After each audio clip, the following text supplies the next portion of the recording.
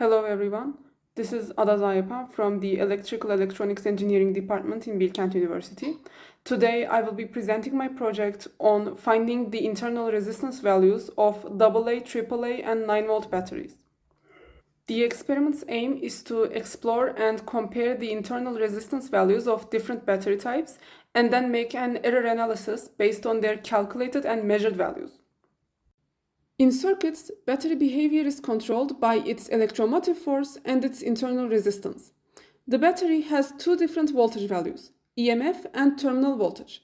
The EMF refers to the battery's voltage when there is no current flow.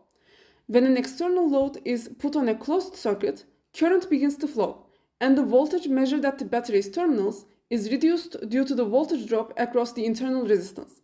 The internal resistance is essentially the inherent opposition to the current flow within cells and batteries.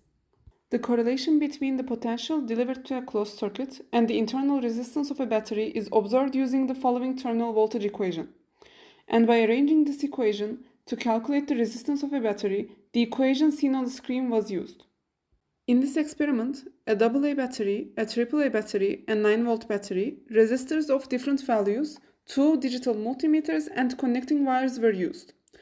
A circuit was designed where a battery's positive terminal was connected to an ammeter, the ammeter was connected to the resistor, and the resistor was connected back to the negative terminal of the battery.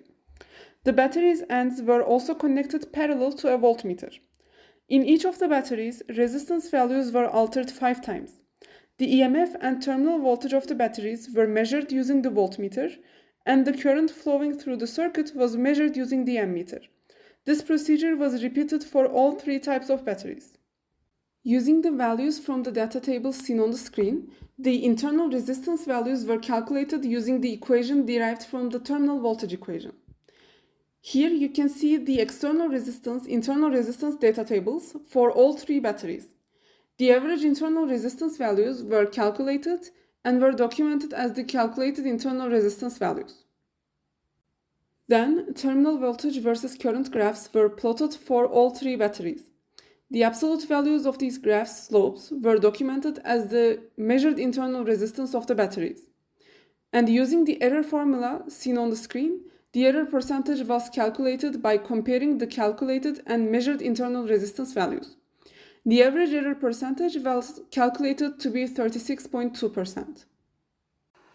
This error percentage might have been caused by several factors, including the multimeters not being properly calibrated, the resistors not matching their theoretical resistance values due to manufacturing tolerance, additional resistance being introduced in the circuit due to loose wiring, and measurement errors including inadequate waiting time for the voltage and current values on the multimeter to stabilize.